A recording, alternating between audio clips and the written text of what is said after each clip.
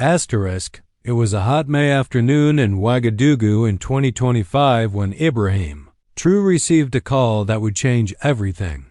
On the other end of the line was CNN's Jake Tapper with an unusual proposition. Asterisk, President TRORÈ, President Trump has agreed to participate in a live televised debate with us tomorrow night. He specifically mentioned that he would like you to participate as well. Asterisk, Ibrahim paused, processing the information. At 35, he had become accustomed to complex diplomatic situations, but a direct confrontation on American television with Donald Trump was something completely new. Asterisk, what would the format be? Ibrahim asked, walking to the window of his office. In the presidential palace, asterisk, 1 hour, live, free to air. Uncensored. Trump said he wants to clear up some things about Africa and mentioned you specifically. Asterisk, Ibrahim smiled. He knew that Trump, at 78, had returned to the presidency with his characteristic confidence, but also with some controversial ideas about African leaders. Asterisk, I accept, Ibrahim said, surprising even himself. But on one condition, I want a simulcast here in Burkina Faso and in Washington. Trump was in his Oval Office when he learned of Ibrahim's acceptance. Perfect, he told his chief of staff. This African kid doesn't know who he's messing with. Melonian, who was present, remarked, Donald, maybe you should prepare better. He's smarter than you think. Trump laughed. Mel, I've dealt with Xi Jinping, Putin, all the big guys. A 35-year-old president of a country most Americans don't even know where it is? Please. Asterisk, but Ibrahim had already been preparing meticulously, knowing that this would be the most important moment of his political career. News of the live debate between Trump and Ibrahim TRORÈ spread like wildfire on social media. Within 2 hours, hashtag Trump vs TROUE acute was trending worldwide. Asterisk, at the presidential palace in Ouagadougou, Ibrahim summoned his closest team. Asterisk, don't underestimate this moment, he told his aides. Trump is unpredictable, experienced, and has 40 years of experience in the media. But we have something he doesn't, the truth of the facts about modern Africa. Moussa Cabaret, his top aide, was visibly nervous. Mr. President, Trump is known for his provocations. How do you intend to deal with this? Ibrahim smiled calmly. With data, education, and dignity. If he comes with provocations, we will respond. With statistics. If he comes with prejudices, we will respond with reality. Fatima Sawato, the economy minister, brought out a briefcase full of documents. Mr. President, I have prepared all the economic, social, and development figures for the last 3 years. If he questions our ability, we can prove our results. Asterisk, meanwhile, in Washington, Trump was meeting with his advisors. Unlike Ibrahim, his preparation was based more on instinct and political experience. Asterisk, what's the strategy, sir? His communications director asked. Asterisk, simple, Trump replied. I'm going to show the American people that I'm still the strongest leader in the world. This kid may be smart, but international politics is a grown-up's game.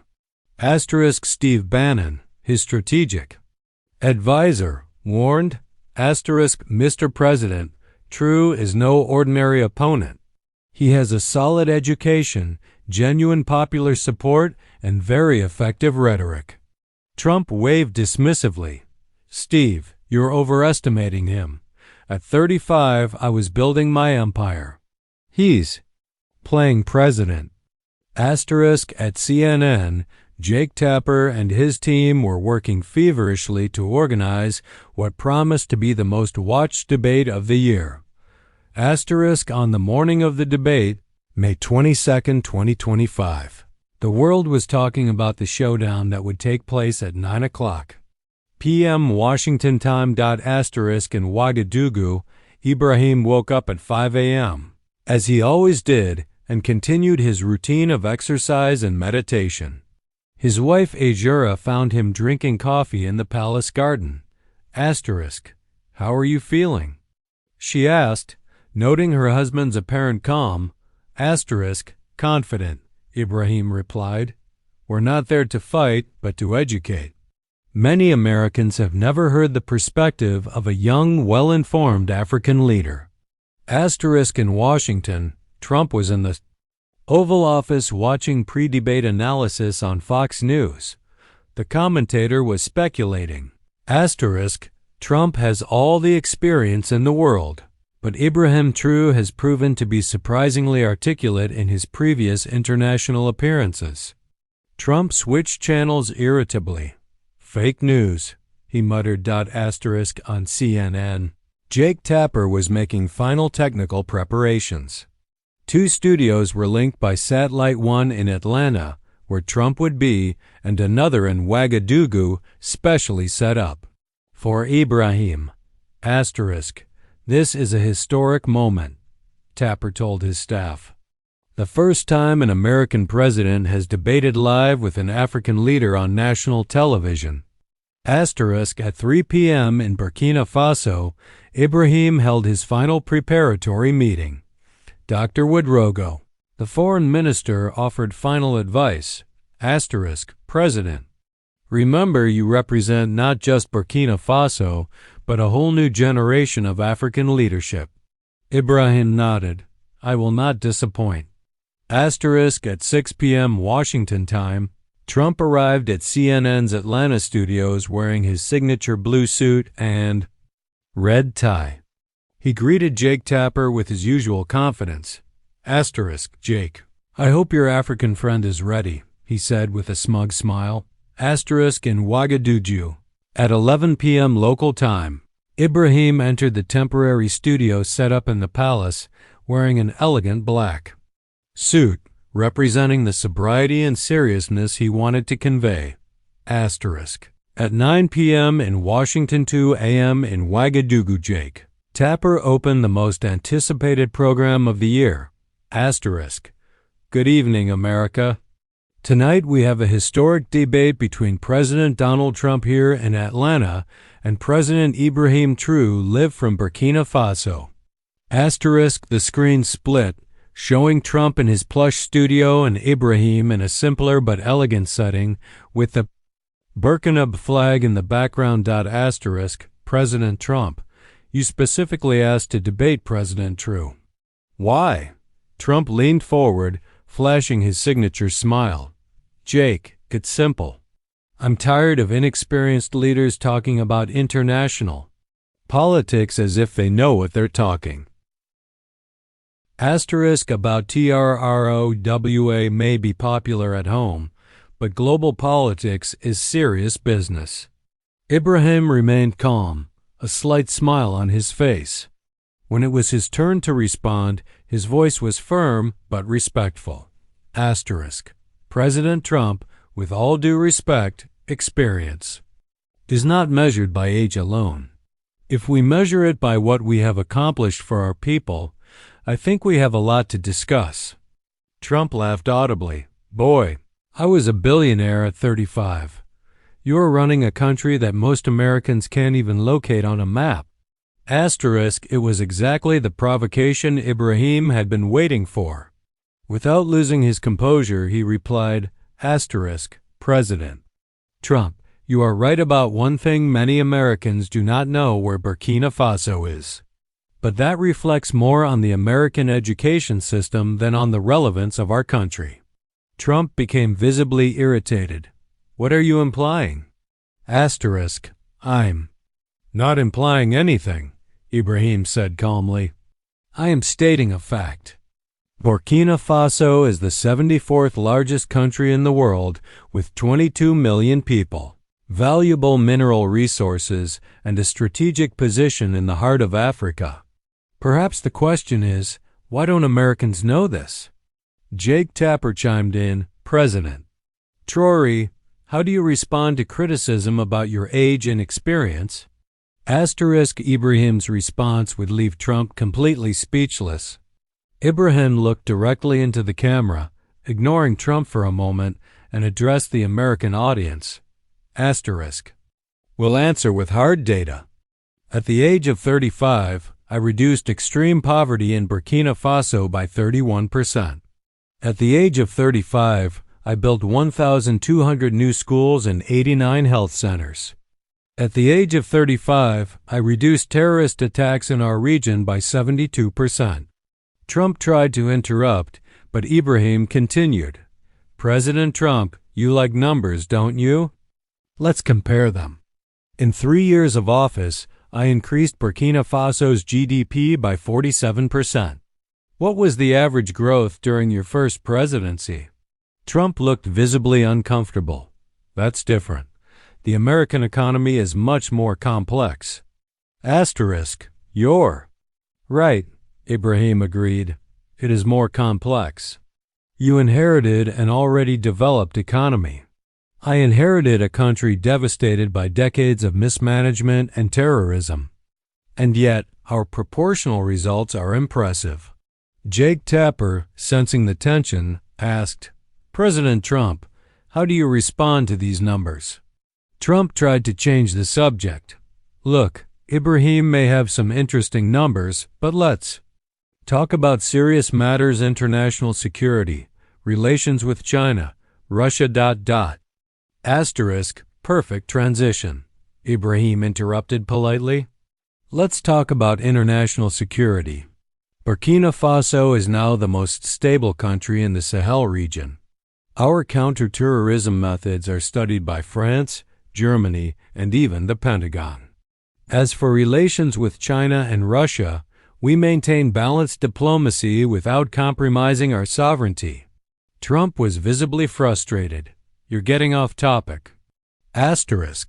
What would be the main topic? Ibrahim asked with genuine curiosity. The fact that America still treats Africa as its backyard, not as a partner? Or the fact that a new generation of African leaders no longer accepts being underestimated? Trump's awkward silence spoke louder than any words. Jake Tapper was witnessing historic television. This young African president was giving a diplomacy lesson to the most powerful man in the world. Trump, realizing that he was losing control of the situation, tried a more aggressive strategy.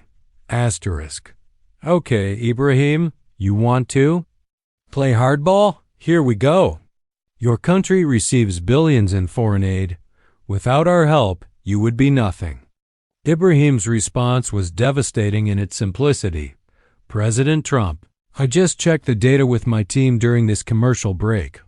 Over the last 3 years, Burkina Faso has received $2.1 billion in total foreign aid.